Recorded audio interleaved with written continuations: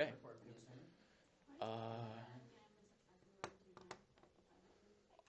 Oh, is it? Okay, I think it might be recording now. Okay, it is. Okay.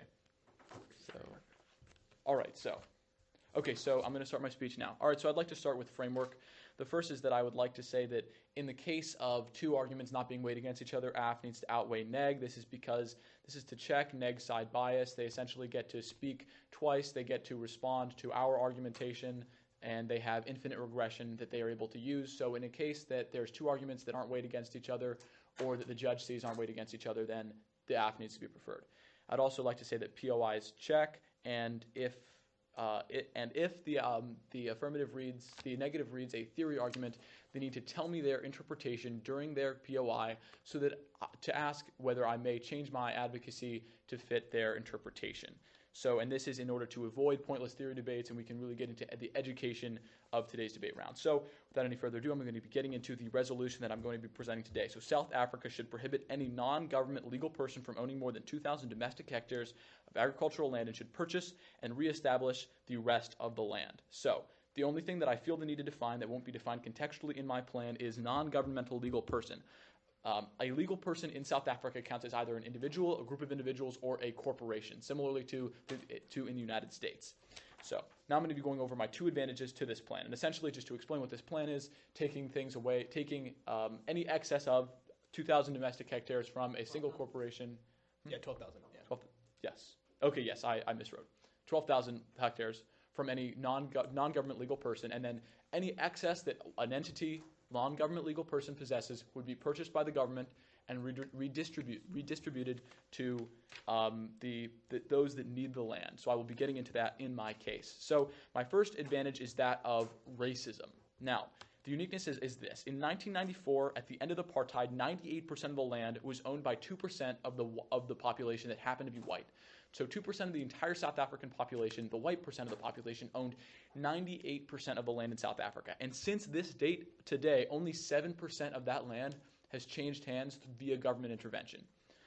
So the government actually had a plan to enact this exact piece of policy in 2014, but they decided to postpone it into 2025.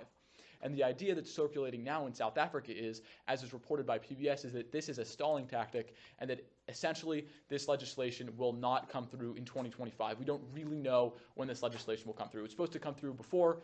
They didn't put it through then, and we don't know if it's going to come through in 2025. Regardless, that is too long to wait. The vast majority of landowners today in South Africa are rich, white South Africans who benefited under apartheid. This is very key. These are people who are in the position they are today because of the subjugation of a native people after they colonized and invaded and subjugated. We are essentially giving them the benefits of being rich and wealthy and owning land, which is very important culturally and economically in South Africa because they are an aggressor. So this also includes very large corporations. Now, another part of the uniqueness of this racism is that 62% of South African blacks live currently in poverty compared to 4% of South African whites.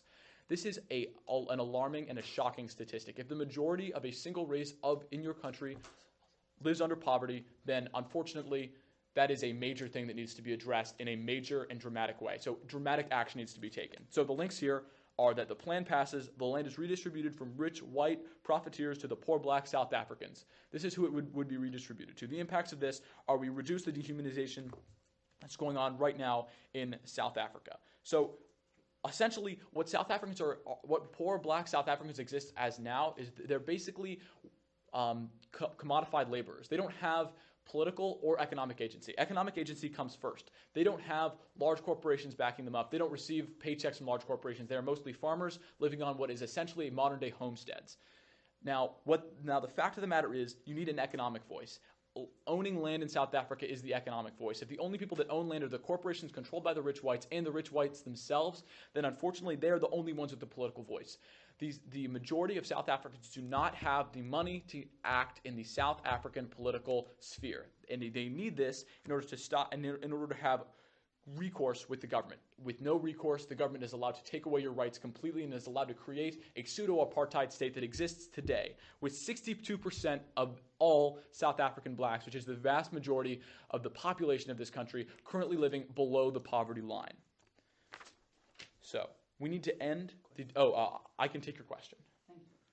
How is your plan going to redistribute land? Like, how do we decide who gets the land? So essentially, the way that we're going to decide who gets the land is... There's land grant programs currently in place where someone can apply to the government, but they aren't currently functioning, so we'll just make them functioning. Okay, that's exactly it.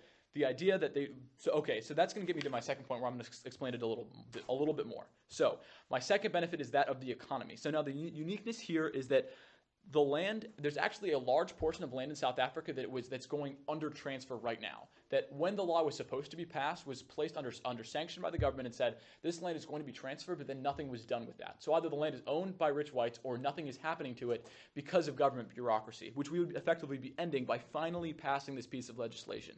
Now this land is sitting there and nothing is happening to it. No food can be grown there, nothing can happen to it because of the government restrictions put on the land before it is transferred.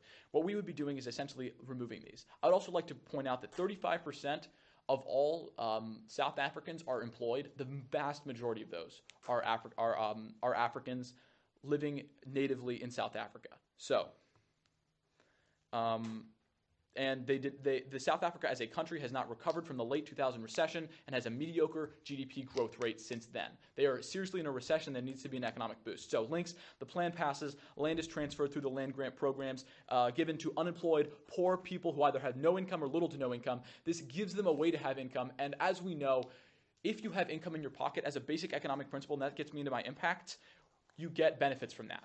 Essentially, what these people are able to do is they're able to have mobility in the marketplace. The marketplace is able to spend. This is essentially a stimulus package because we have 35% of the entire South African population that is not acting inside the economy. If we expand the range of economic actors, then we can expand the range of economic activity. It is that simple. The more economic activity, obviously, the better impacts.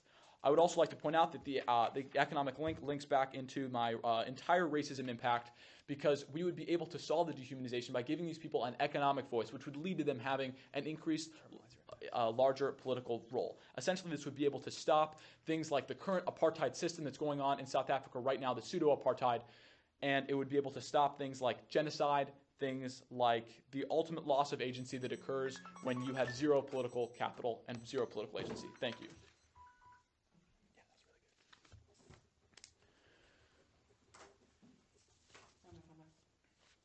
Yes. Oh, here you go.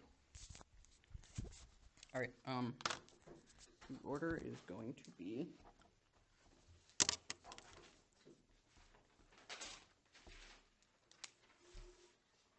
framework, 3 off, case, and the order of the AC. Our framework or new framework? No framework. Is everybody ready? Oh, 1 sec. You said 3 off? 3 off. They're not that long. Oh, okay. That was like just that? Yeah. Okay, cool. Ready? Yeah. Judges. Okay. I will start the time now. So starting with the framework point that AF outweighs neg to check neg side bias. First of all, there is no side bias like based on time skew in parliamentary debate. The times are long enough that you can get to everything like in an affirmative speech. So the fact that they assume that there is a side bias and that's their only justification for why AF arguments should be presumed, you should presume neg argument. You should presume neg because in a policy round, AF has the burden of proof. Like they have to prove that their plan is intrinsically valuable, not just that it isn't particularly harmful. So you're going to be presuming neg here. All else being equal. And the thing about theory shells, that probably shouldn't be a problem. Let's go on to the first off-case argument, which is solvency. We have multiple warrants here. First, small farms are less effective than large farms. Family farmers are always in debt because they are always being pushed to grow more than they are capable of growing. And when you have a small farmer, you don't have a large capital base in order to grow more stuff. So that means you're always in debt. That means you're always dependent on basically government farming programs. Second, small farms always, again, need subsidies because they're always in debt. They can't grow more. So this is going to actually have a massive impact on the South African government and their ability and the money that they have to spend. Like this is going to sound like just a small cost in administration to turn the land over, but in fact it's going to increase like the amount of people who need debt relief, the amount of people who need subsidies. Second, small farms are less effective because essentially because of efficiency. When you can like farm large amounts of land, you're going to be able to produce more crops because of the economies of scale that are produced.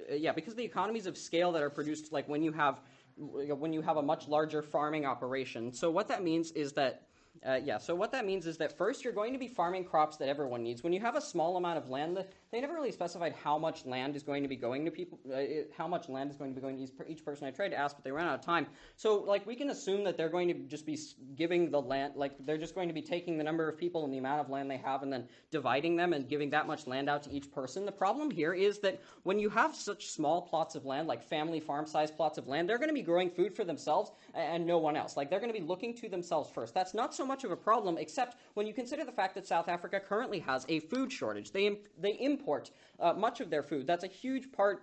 That's a huge part of their national spending is in food importation. So South Africa needs all of the food that they can, especially because they're also in drought conditions. So large farms solve better than small farms. South Africa imports their food. They need the food from this farm in order to stave off like their impending food crises. That's going to actually be better for their economy because like the large farms that exist in the status quo are more efficient. They can grow more food. What we have in the affirmative world is that there's just going to be like there's going to be small farms of people not selling their food at market, which means there's going to be more foreign dependence on food, which is going to cost more. So things are actually going to economically get worse for the impoverished people who need that food, because the food is going to be imported, it's going to cost more money. So you can actually turn that argument from their AC.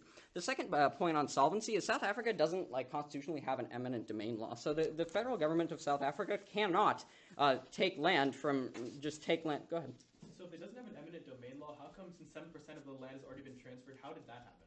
Well, see, that's actually a question I'd like to ask you, because you said that in 2014 they tried to pass a land transfer law, but then the land transfer law stalled. So how are we transferring this land anyway? And I'm going to get to that. I'm going to get to that in a second. Let's go on to the second off, which is intervention. The policy is their plan is going to be perceived as socialist communist for fairly obvious reasons, because like it involves income redistribution, it involves physical land redistribution. These are all things that are typical of communist countries. This is going to spark other countries to intervene. We can look here to specifically the example of 1954 Guatemala. A democratically elected socialist government came to power, and they started doing the exact same thing. They started taking land away from corporations, giving it to family farmers. This happened in Guatemala, this happened in Venezuela, this happened in Chile, a lot of South America. The United States and other countries that had land interests in those countries were not very happy with that. They intervened, and they actually caused a coup d'etat. They were like spreading political, they were basically spreading political discontent. This is the impact of this argument. We can see the same thing happening here. Foreign countries do have like massive investments in South Africa. They're not going to be okay with just losing their investments. So what they're going to do is two things. First, the corporations are going to shut off their trade relations with South Africa because South Africa isn't respecting their like sovereignty as corporations. They're just stealing their land from them. And then the second thing that's going to happen here is violence and conflict is inevitable, because like the governments are going to start intervening, and we might see what we saw in Guatemala, where they launched a coup d'etat specifically because the government was giving land away like from the large corporations. So the impact here is going to be political uprising and violence. This turns all of their impacts. They're going to have nobody's going to be able to get political agency, because the government that's going to be either installed or like in turmoil is not going to have time to listen to anyone's domestic concerns when like their very existence is at stake. Let's go on to the third off, which is water. South Africa is running out of water. There's going to be a decrease by 60% of South Africa's available groundwater by the year 2070. That's Reuters. So basically what happens here is when you take land that is owned by like one person or one corporation and give it to 150 people, the question turns from like, how can we most efficiently keep this water so that we can keep farming this? And then the question turns to, how can I take all of this water so that nobody else takes it from me? That's why we need these large farms, in order to like make sure that we can conserve this water. So basically what's going to happen here under the affirmative, we're going to have water shortages because everyone's going to be now fighting over water, like over the remaining water over the remaining water. So basically what we see here is that South Africa is on a political brink in terms of racial tensions. Like the recent destruction of the statue of Cecil Rhodes, the fact that there have been massive strikes among people like farm workers in the status quo. South Africa is on the brink of political turmoil. What this means is that when we see water shortages, that's going to lead to fighting. That's going to lead to people, beating each other up in the supermarket and at the town well just because there's not enough water. This is going to turn all of their impacts about political stability and political agency because it's basically going to descend the country into turmoil. So that's the impact of the third off. Let's go on to the case. Their first impact is racism. Basically, they're saying it's not going to... So basically, we'd like to turn this argument... They explained... I don't really get their explanation as to how the land is going to be given away, but basically, I think what they're saying is that they're going to sell the land. Is that correct? No. They're just going to give it away? Yes, I do want you to explain that. Yeah, give it away. Okay, so you're just going to give it away? Okay, so first, the problem with giving away this, actually, I will address that in the second point. First, we'd like to bring up a note. So the fact is, South Africa is not like the United States. The people, right, okay, so their point about racism, the argument here and their point about racism is the fact that there's like multiple different tribes in Africa. They're all going to be fighting over what land they're going to get. There's a lot of tribalism in Africa among these native people. So that's the problem with this plan, is that they're going to be like, there's going to be a lot of fighting over which tribes get the land, which tribes don't get the land. That's going to turn all of their arguments. It's going to cause like more tension, more unrest. And thus, we negate. I'll be going with the AF case. In order. Sorry. So yeah, first I'll be doing framework, just real quick, and then AF case, and then solvency intervention, and I'll be going real quick over prefer systemic violence and dehumanization. Okay, so can you say the offs? How are you going in the offs? Oh yeah, just in the order that it's been going with solvency, intervention, water. Well, actually, yeah, you guys never really talk about water. Solvency, intervention, water. Solvency, intervention, water. All right. So, is everyone ready? Yep. Okay. Framework. Our opponents basically talked about how we need to try or die, and the fact that we can instigate some change means that we'll be lowering the amount of dehumanization or systemic violence that is existing. The problem is we need to consider this only if they do not create new harms. And the problem is the plan creates new harms. It creates tribalism, which is basically like different tribes vying over for different pieces of land. It creates this case scenario where like people are like, okay, I'm more poor. I've been more oppressed than you, so therefore I should deserve this land. And the fact that our opponent's plan doesn't really talk about how where exactly, how economic basis is it going to be about like tribal land division? Is it going to be how is it going to happen? And the fact that all of this is just thrown to the masses for them to decide means that there will be all this chaos. There's going to be total social and political breakdown and all this further dehumanization that the plan actually doesn't solve for. And so therefore, once again, like my partner stated, we must be able to.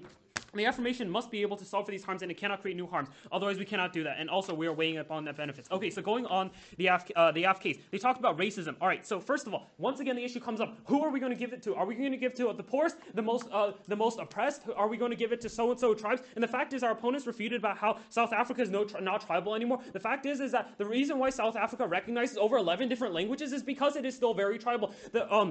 So even the British apartheid never really got rid of this, and the fact that we're just going to give land, just give land, that's literally what the plan says, means that this is going to create feuds between tribes, it's going to create feuds between people of different socioeconomic classes, and it's actually going to create even more conflict in addition to the current dehumanization and systemic violence that is already existing, because the plan is going to basically give a new give a new standard of dehumanization, and the fact that wealth equals land and power means that people with more land are going to be more powerful, and that's just going to propagate this dehumanization within dehumanization that's already occurring.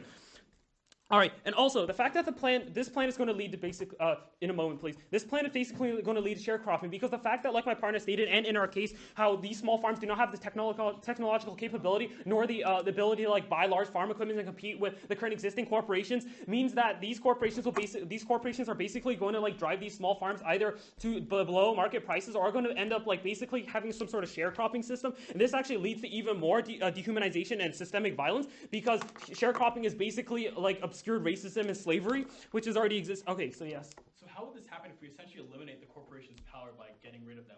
Well, the fact that they're limited. Yes. Okay, so the problem is that like there's no subsidy program in existence. That's what you said, right? And so the argument he's making is that like people will need to rely on help from somewhere to buy their seeds, to buy their equipment, and then they're going to have to turn to these corporations anyway, which will just be basically a form of sharecropping.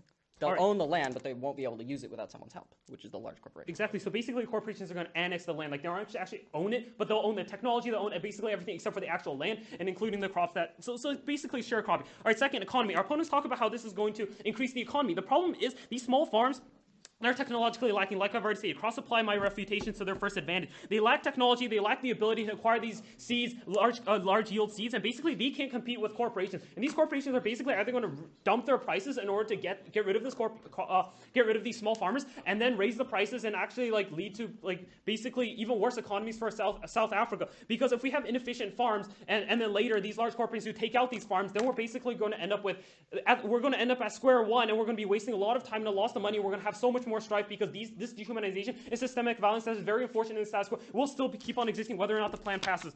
All right, so going on over to the case. Number one, solvency. Our opponents talked about how the government spends a lot of money on spends a lot of money on welfare. Well, that isn't going to stop after these farmers, after these poor farmers who are unable to buy their stuff, go into debt, buying all this technology, buying the seeds every single year, and then only to fall prey to the large corporations that literally share the next plot of land. It's not like they're no longer exist. They still have 12,000 hectares of land. And second, our opponents talked about how there are no subsidies. Exactly, that's the problem.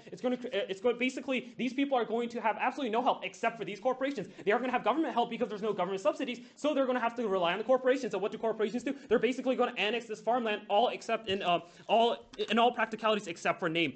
And finally, our opponents talked about how there are no large farms. In that case, then why, like our partner has stated, 98% of the land still owned by whites and after the apartheid, and why has that not changed? So how could there possibly be no large land if there's this issue about land distribution? Second is intervention. Our opponents talked about how revolution is good. Revolution causes death, it causes suffering, causes even more genocide than the perpetual power that is happening. Under the apartheid, yes, there was a lot of conflict, but the problem is we didn't see the South African population wiped out. On the other hand, if we take a look at revolution, let's take a look at China, for example. It went from the dynasties. At the end of every single dynasty, there was genocide. Millions of people died. And then it went to the warlords, which fought over each other. That's basically the tribalism that we see here. That ended up causing the Taiping Rebellion, which is the second most deadliest man-made conflict after World War II. And then it led to the nationalists, and then the Second Sino-Japanese War, and then to the communists. So every single change, we see millions of people suffering. There was the Great Leap Forward, there's the Cultural Revolution. What has South Africa to show after it implements this plan? Poor people aren't going to be able to get money. They aren't going to be able to get land and power. All they're going to get is another big issue on their hand, because now they have tribes vying for each other. Now they're dividing themselves in different sectors, like person with this new land grant, person without this new land grant. The plan is actually going to divide South Africa in even more categories.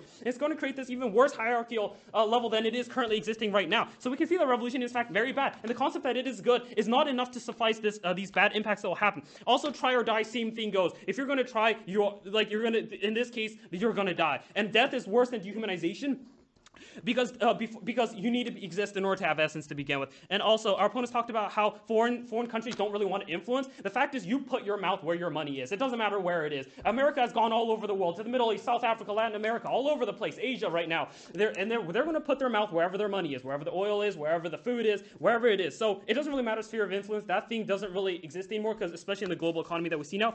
And finally, water. Our opponent never really refuted this. Basically talked about, yes, revolution is good again. And once again, so I'm just going to refute that by saying, currently, there is no genocide. Like, there are not millions of people dying in South Africa. But under the plan, you're going to have even more hierarchical differentiation, and basically that's going to lead to even more actual genocide, as we have seen in historical examples like Russia and China and many other cases. And also, so our opponents basically talked about how you want to prefer systemic violence. The problem is systemic violence hasn't actually caused the millions of deaths. Our opponents do not have a pile of corpses to show us that this is what's going to happen if we don't do this plan. The problem is we can show you that by doing this plan, that basically by transitioning all this and causing this internal strife, yes? Hasn't capitalist globalization, such as the Holocaust in Congo and the genocide of the Mexicans in the 16th century, wasn't that all the result of capitalist globalization? Wouldn't a revolution change that? Well, no, the problem is that's when... It's tough to determine one root cause. Exactly. This one plan is, in fact, yes, exactly. Trying to find the root cause and trying to create a plan just because of that is just going to worsen the situation. So, yeah, prefer genocide and even worse conflict. Okay. Oops. Okay, let's talk about solvency first. So basically extend everything my partner said here. The fact is, because of the fact that South Africa has no subsidy program, that's even worse for the affirmative, because it means that like these South African farmers who, as we said, are going to be in debt just because it's really hard to grow lots of crops without any kind of help, that means now they're not going to have any kind of help. They don't get to access, so this problem gets even worse on a linear basis. It means they're not going to be able to grow crops at all. The land is just going to sit empty. Even more land is just going to sit empty. Or they're going to have to rely on help from large corporations, which is going to essentially be sharecropping. That means that poor South Africans are still going to be reliant on large companies, and the situation isn't going to change. They're going to own the land, but they're not going to be able to use it unless they willingly enslave themselves to a large corporation. So, yeah, they don't access any of their solvency. They actually make it worse for people. Especially because there's no subsidies, no loans, unless you are willing to enslave yourself to a large landowner, just like it was in the United States post-slavery. Go on intervention.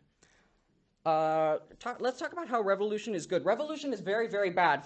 First, extend all the things my partner said about how it's going to have lots and lots of death and suffering. China went through a period of 200 years where they were all dying. The Warring States period, where this was a post-revolution period, and they just couldn't have. There was just no one who was actually in charge during that period. That means everyone was leading a bad life. Everyone was dying essentially because of this revolution. They haven't given you any reason why this supposed revolution specifically is going to be the one that leads to a change. Africa, the entire world is full of revolutions, but they always lead to a government that replaces them that is worse than the one that comes in, because it's just the people who want the power end up having the power. And that's how it works. When there is a power vacuum, the most ambitious person rushes in to fill that vacuum. They haven't given you a reason why this revolution is going to be different, and the reason is because it won't be.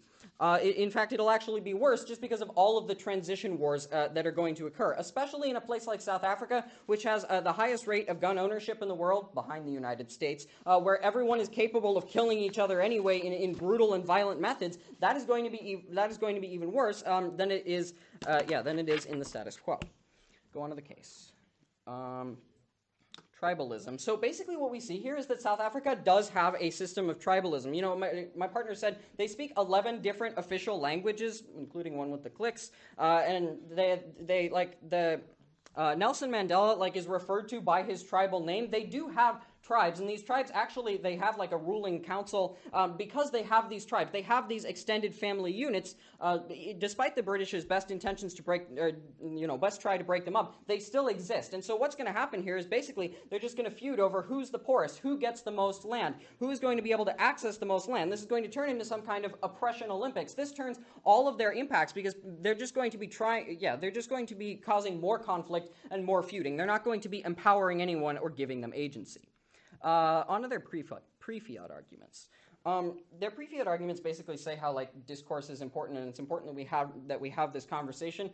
None of us has any ability to affect South Africa, period. I think we can say the probability is safely zero that we're going to be affecting South Africa. So nothing's going to change in the pre-fiat world. That is, and unless they're trying to accuse us of dehumanizing these people in our minds, which is something first that they can't prove, and second that is highly unlikely. This is not a very high impact argument. You're not going to weigh the pre-fiat side of this debate at all, because it has really no impacts and no solvency. Let's go on to weighing. So we need to weigh the effects of being dehumanized versus the effects of being dead. Extinction of death. Death is the most important. Death should be most highly prioritized because it allows you to access all other rights. If you are alive, there is a chance that your fortunes will reverse. If you are dead, there will not be. You need to look to the fact that the affirmative causes so much death and destruction compared to the rest of the world that they basically put South Africans in a position that they can't hope to come back from. They're saying we're prioritizing systemic violence. The problem is they don't solve any systemic violence. The opponent's case is full of hope, but it doesn't actually work. They're not going to be empowering anyone because they're still going to be enslaved to the large corporations, and they're not going to be able to access any of their economic agency just because there's not going to be any more food. There's not going to be the ability for them to grow crops other than with the assistance of large corporations. The South African government, as they said themselves, the South African government, as they said themselves, is not helping anyone. The point of this comes down to the AF needs to be better than the status quo, or the negative wins. That's what this comes down to. And because the affirmative, they try to say they're fixing systemic violence, but they're really doing nothing except causing more death and destruction. Thus, we negate. Okay. Brief off-time roadmap. I am going to be... Actually, I don't really need a brief off-time roadmap. I'm going to be starting my speech now. Okay, so I'm just going to start out my speech by conceding all of their points about the turmoil that this legislation would cause in South Africa. We are going to, from this point forward in the debate, agree with them that a revolution would happen in the world that this passes. Whether or not because we can't solve the problems in the status quo or because we cause problems. It doesn't matter. A revolution is inevitable, but we help spark it on. We also concede sharecropping because that causes another revolution. We also concede their sharecropping point because this adds to the tumultuous nature of South Africa and adds to the likely... That has to be a point of order. Sharecropping was something that came up in... Yeah, we're conceding it. Excuse me.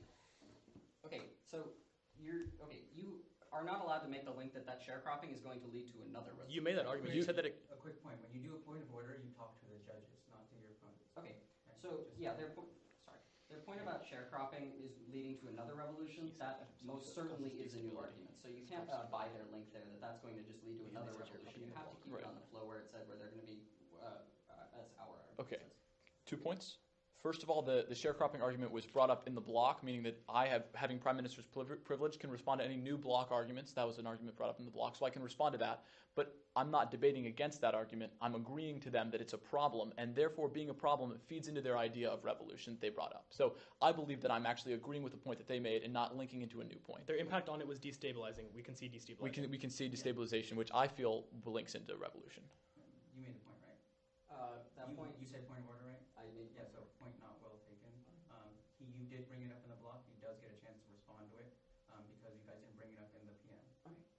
Okay. So I'm going to be resuming my speech. Oh, and just a quick thing, when you bring something up, make sure you bring it up. Your advocacy is in the PM, right? The Prime Minister's speech. That's where your advocacy goes. And then anything else, if you introduce anything after, they can still respond to it by saying that you didn't bring it up in the PM. Okay, so I'm going to be starting my speech again. And okay, so, oh, sorry. Okay, cool. Okay, so we will concede all of their points about the destabilization of South Africa. We will concede the point that sharecropping leads to destabilization, which would lead to revolution.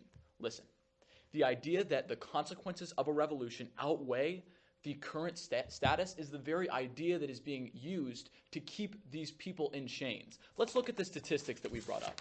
65% of black South Africans are living below the poverty line. They are living in conditions in which they reasonably cannot exist. That is what the poverty line means. That is not just a majority, it is a huge majority. And that's just below the poverty line. We don't know about the countless others that are just scraping by under the thumb of the pseudo-apartheid government that exists today. If we look at who owns the land in South Africa, who owns the land in South Africa, we see that 98% of the land is owned by rich white-owned companies or rich white landowners, and only 2% is owned by the rest of South Africa. This is not an acceptable society. This is a society that will eventually collapse into tumult because you cannot have an unequal top-heavy society. You cannot have 2% of the society living above the rest of the society. I would also like to bring up that there is no value to life under dehumanization. The idea of being a human is that you are free. Your children are free. You can provide a good life for your children, for their children, and for your children's children. In South Africa, no South African man or woman black South African man or woman can say with any certainty at all. They can actually say the opposite with certainty. They will not be able to provide a good life for their children. They will not be able to provide a good life for their children. Essentially what this means is that death isn't an impact, because what matters to humans is not their own lives, it's the lives of their offspring. And if their offspring are having to live in the same terrible, disgusting situation that they're living in, there's no point to life at all. In a revolution, man is the master of his own destiny. In the current status quo, we can see it's obvious that the system is rigged. In South Africa, if you're black, there's a higher than 60% chance you're going to be living below the poverty line. That's not normal. The system is rigged against you. Under a revolution, you are the master of your own destiny. Let's look at examples of other nations that have undergone revolutions and that have changed the course of their life. In Chinese, the word for revolution means a period of great tumultuousness followed by a period of prosperity. And this is true. There would be problems now. There would be problems 5 years from now. There were deaths in the American Revolution. There were deaths in the French Revolution. But look at the pre-revolution world and the post-revolution world and tell me that that was not worth it. Tell me that living under the thumb of the 2% of the population is what you want to do. Tell me that living a life in which you have no rights, in which you have no political agency, in which you have no ability to speak your mind, in which you're more likely to be living below the poverty line than above it, that is not a life that anybody can live. And that is the world that they are proposing. We are in a try or die situation. We need to do something. Something needs to happen to change. We cannot simply say, well, we don't know what's going to happen if there's a revolution, so we can't have a revolution. What needs to happen is something. Something needs to happen. That's the very problem with their case, is that they don't try. They say, well, it's not worth it to change it. Let's just let 65% of black South Africans live in poverty. Let's let 35% of black South Africans have 0 jobs. Let's let that system that allows that to happen continue simply because the alternative of that system is too terrible. That is not the kind of attitude that we want. That's the kind of attitude that has led countries to stay in this quagmire of the same, every year after year, the same oppression, the same terrible things being done to the people. Essentially, judges, what we need to happen is we need to inspire a revolution in South Africa. And since they agree with us that this policy would at least spark on a revolution by various factors, then this policy is good because it leads to a revolt. It leads to trying. That's what we want to do. We want to try. So, their argument that apartheid or the current system is good just because it keeps the peace. There are a lot of dictatorships that keep the peace. But the fact of the matter is, we don't want to keep the peace. We want to have a new and better world. There have been examples of revolutions before that have created new and better worlds. Okay, I think that I may be out of time, so I would just like to urge the judges to vote for the affirmative team. Thank you. Yeah. All right, good debate, guys. Good debate. I liked more balanced than colonizing the moon.